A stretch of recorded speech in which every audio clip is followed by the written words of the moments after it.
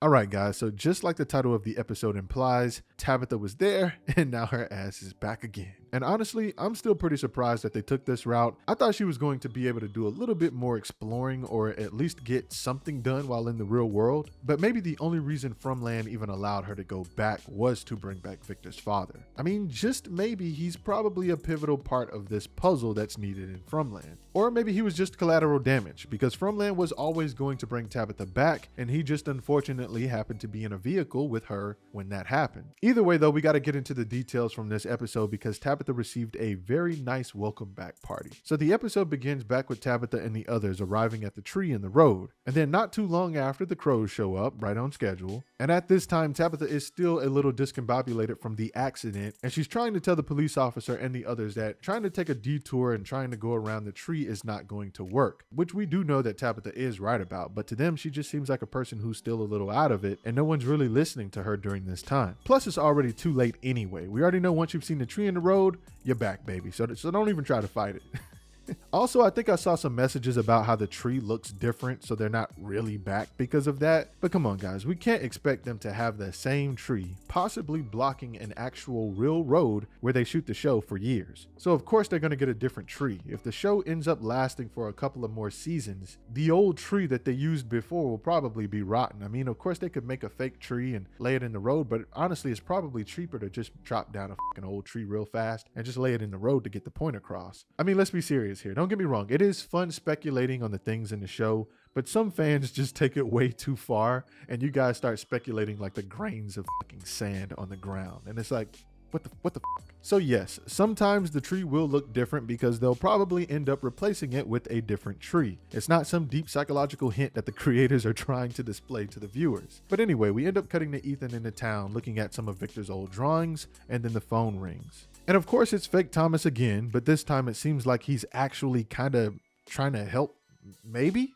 He tells Ethan that his mom is on her way in an ambulance and how she's going to need his help. Jim walks in during this time and tells fake Thomas to leave his kids alone. And then fake Thomas says something very interesting. He says, they're not your kids anymore. So personally, my assumption is that Fromland is basically claiming Jim's kids. And although Tabitha really is on her way to town in an ambulance, they're probably trying to use this as an opportunity to kidnap Ethan, and probably not necessarily kill him either. Because the monsters have already shown that they value some of the people's lives in the town more than others when they allowed Boyd to live after killing Miss Lou.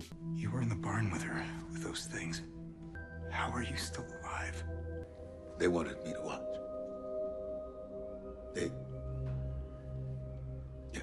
And I definitely think Ethan is considered to be one of those valuable characters that they would rather keep prisoner than kill, but that's just my theory. Jim gets pissed and rips the phone off the wall, and Ethan tells him what fake Thomas said about Tabitha arriving in the ambulance. Also, one thing I wanted to comment on this scene is that Jim seems to be surprised that there's no wires connected to the phone, but this is something that he already knew because Tabitha told him this after season 1. And what you said about the wires not being connected, that's not possible. No, I'm telling you. No, it's not that. I know. It's just that there is no way.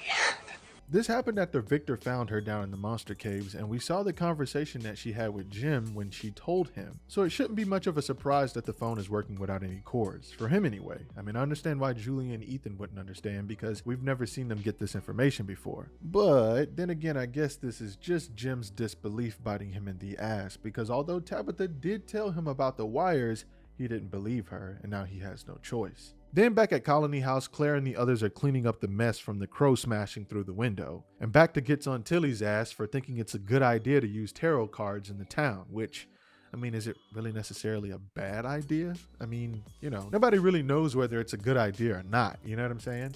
Honestly, it probably was a good idea, the fact that the town wanted to fight back when Tilly tried to use the tarot cards. Maybe that's a sign that the tarot cards will probably be helpful there. Then Marielle checks in on Fatima to make sure she's good and compliments the color of her skin and the fact that she's finally been eating. But of course, Fatima doesn't tell her that her new beauty secret is eating rotten shit. Then we cut over to Sarah's place where Victor is getting comfy. He tells Sarah how him and his sister used to play in the houses when they were young, and how she always liked this one the best, but he never knew why. And that possibly might be a hint at something, but I'm not really sure what. I mean, maybe since Victor is staying here now, maybe he's gonna find a sign from Eloise. I mean, like you just said, this house was always Eloise's favorite, so who knows? She may have left something here for him to find. Sarah then asked him about his family, but he tells Sarah that his family died, but he's like, I didn't kill him, like you did, Nathan. And that was pretty funny. He tells her that he's trying to remember because when he was young, his mom was trying to save everyone, and then she died and everyone else died too, and he can't remember why or how it happened. Then Victor goes on to tell Sarah that upstairs is for daytime stories and downstairs in the basement is for secrets. He also once again reiterates to us, but for the first time to Sarah, that it's actually never snowed here before. And of course, I gotta ask you guys down in the comments, what do you think snowing actually is going to end up meaning in Fromland? Since this is a completely new thing and Victor's been here so long, is this going to be a good thing or a bad thing? Then we cut back to Tabitha and everyone on the ambulance as they're heading towards the town, and she's trying to warn them, but they're like, hey, we're trying to get back to the road, not listening, which you can't blame them because they don't know what the hell is going on. Then we cut over to the bus with Boyd and Randall as they're looking out for the monsters, and Randall's beginning to get on Boyd's nerves. He's like, yo man, why the hell are you here? And Randall's like, well, I want to help. And then he goes on to say why he wants to help because of what him, Marielle, and Julie went through. And then he goes on to talk about how he thinks death isn't the worst thing that could happen here. And who knows, he might be onto something. I mean, the thing about Fromland is that you really don't know sometimes what is just in people's heads or what is actually being done and influenced by the town. Maybe the people who have died in Fromland, their souls are actually being used as puppets against the people who are there now. And I guess this theory might even work for people who didn't die there, like people like Thomas. Thomas can be used as a puppet to try to persuade Jim and his family. Father Kotry can be used to try to persuade Boyd. Same thing with his wife, Abby. I mean, Randall actually might be onto something when he says that might not be the worst thing that could happen here. Then we cut over to the village with Jade, Christy, and Kenny, as Kenny's having a heart-to-heart with Christy about how now that his mom's gone, he doesn't really have anybody to talk to now. Then Christy's like, well, you can talk to me. And Kenny's like, well, yeah, sure. Which honestly, I really wouldn't trust that either. Kenny already knows that Christy's a bit flip-floppy sometimes. But anyway, during this time, Jade wakes up and he's like, hey, I'm not really sleeping anyway. Let me tell you guys something. But before we get to hear what it is, like always, we cut away.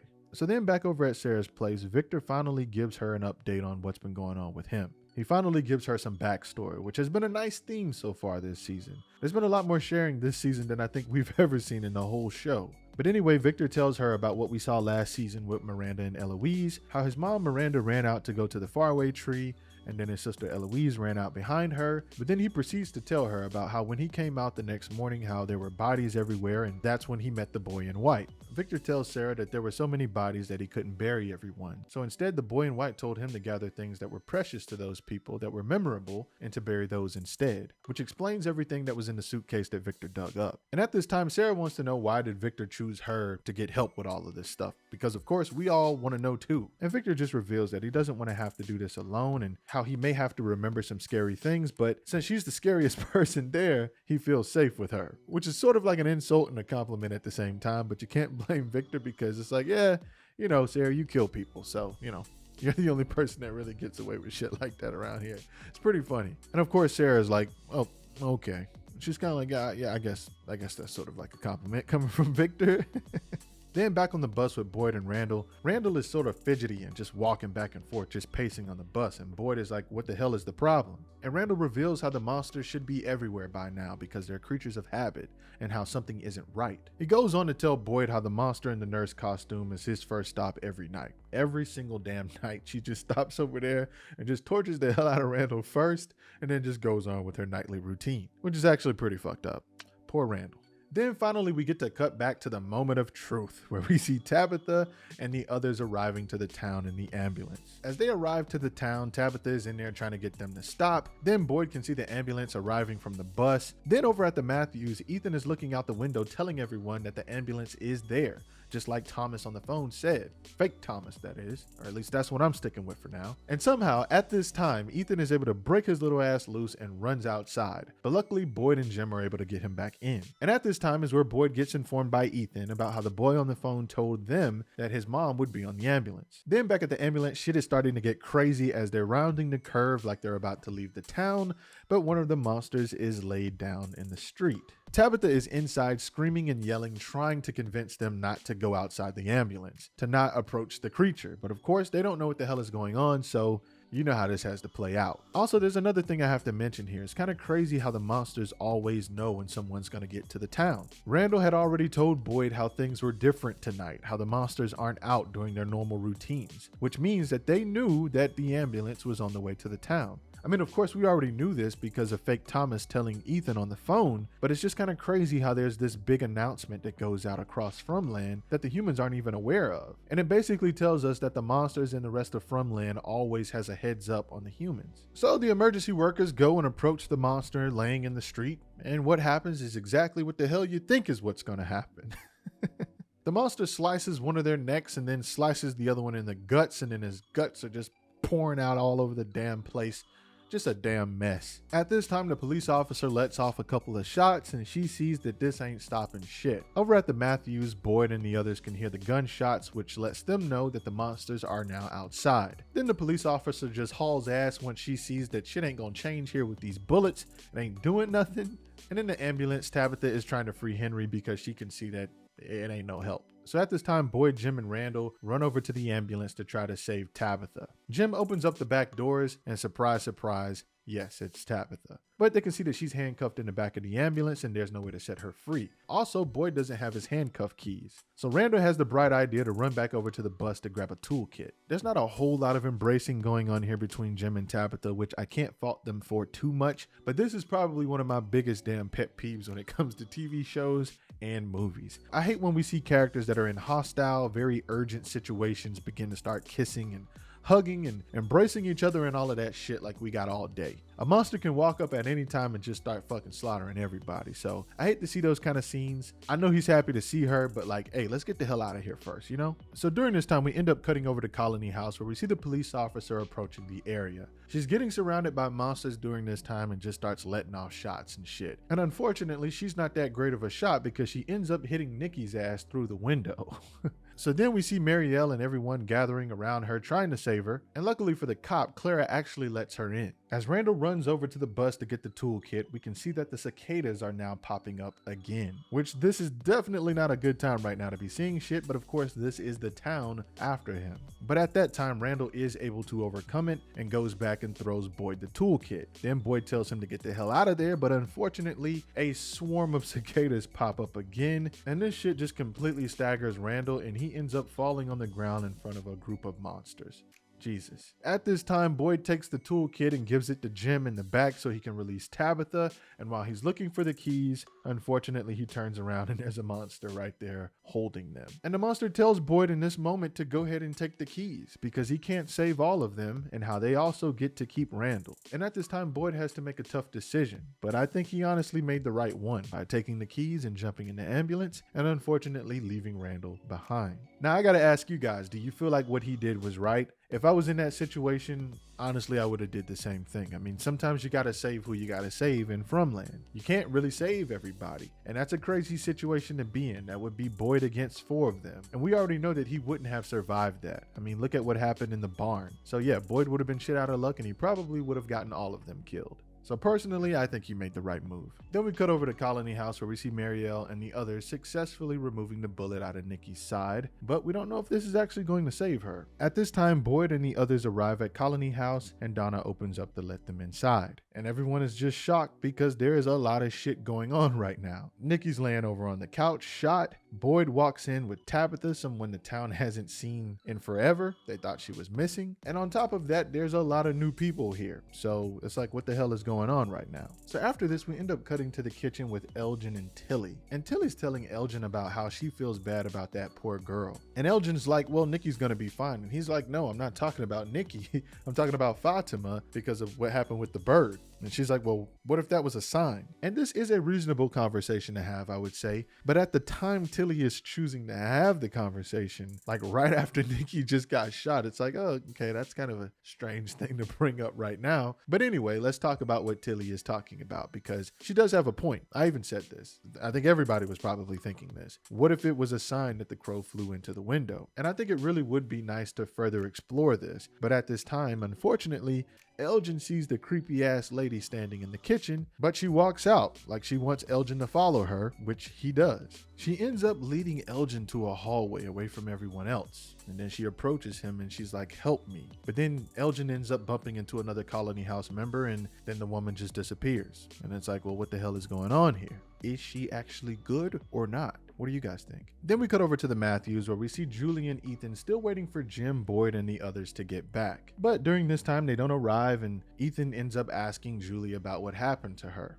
And she just ends up revealing to Ethan that she went through some crazy shit and she can't even remember it all. Now she's really afraid. And of course, we already know that Julie, Marielle, and Randall are still affected by what happened to them. And we still have to wait and see how bad exactly is it still going to get for them. Then we cut back to the village with Jade, Christy, and Kenny, as Jade tells them about the guy he saw in the woods with the spike in his eye pinned to the tree. He starts telling them how he keeps seeing the symbol he had already told Kenny about when they went down in the cellar. He also tells them about the book that Miss Lou gave him from storage, which we already know that book belonged to Christopher, and how he was the one who we know originally saw the symbol and went crazy drawing it all over the place. And after Jade finishes filling them in on everything that's been happening to him, something ends up knocking on the hut that they're staying in out in the village. And this is the second time we've heard something outside of the village that we haven't seen yet. And it really makes you think, like, what the hell are these things? Because if it was a monster that we know of, they would be talking to him. They wouldn't just be making sounds and knocking on the walls. They would actually be trying to talk to him to mess with him. So this tells me that, who knows, maybe this is possibly those giant spiders we still have yet to see. Then we cut back over to Sarah's basement with her and Victor, as he's telling her about the different items in the suitcase and how the different things belong to different people who were slaughtered in the town. And this is where he realizes that there's nothing in the suitcase that actually belonged to Christopher. And then he tells Sarah that he now knows what's missing, and how that thing that is missing is Jasper, that creepy ass ventriloquist dummy we kept seeing from season 2. So now, of course, Victor is gonna have to get his hands on that ventriloquist dummy. Then we jump back over to Colony House in the kitchen, where Boyd reveals to Donna how he had to leave Randall, and how basically Tabitha just was magically there. Because he's like, how the hell is she there in the back of a damn ambulance? Like, what is going on? But we already know things are crazy in this town. Crazy shit just keeps happening.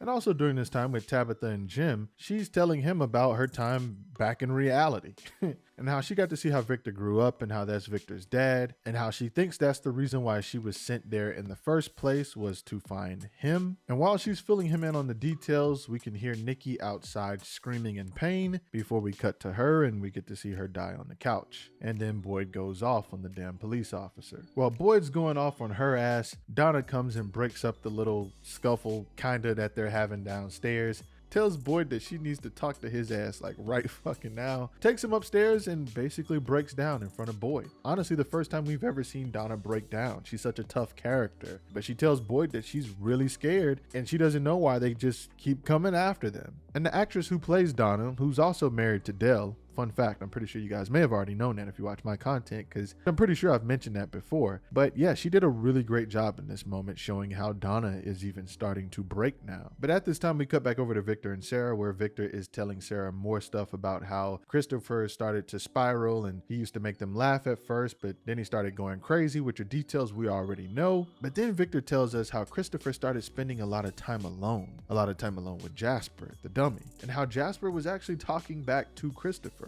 So he was down there having secret conversations with the damn dummy. And then a light bulb goes off for Victor and he's like, we need to find Jasper, which we had already found out in the other scene. Then back at Colony House in the room where they took Nikki's body, Fatima's waiting there. She's talking to Ellis about how she just had a fight with Nikki and how it's messed up that she treated her that way right before she died. And basically Fatima's just feeling bad about the last encounter she had with her. So she kind of goes in there to sort of pay respects, is what it seems like. But then she uncovers Nikki's body and starts playing around in the wound and then starts basically eating her blood. And I don't know, it's like Fatima's turning into a damn zombie, or either she needs blood. A zombie would actually be eating flesh right now instead of just getting blood. So I don't know, this seems more along the lines of like vampire-ish. So shit, is she turning into a damn vampire maybe? Because keep in mind, she never actually took a bite of the flesh. It seems like she's mostly going after the blood. So yeah, a lot of stuff that's blood related. She could even be turning into something that has to do with the people from the cult in the village. The guy that Jade saw who was drinking the blood from the skull. This could be related related since Fatima is going after the blood. Then we cut back to Boyd and Donna while they're just trying to have a drink and relax because there's just so much fucking chaos going on right now.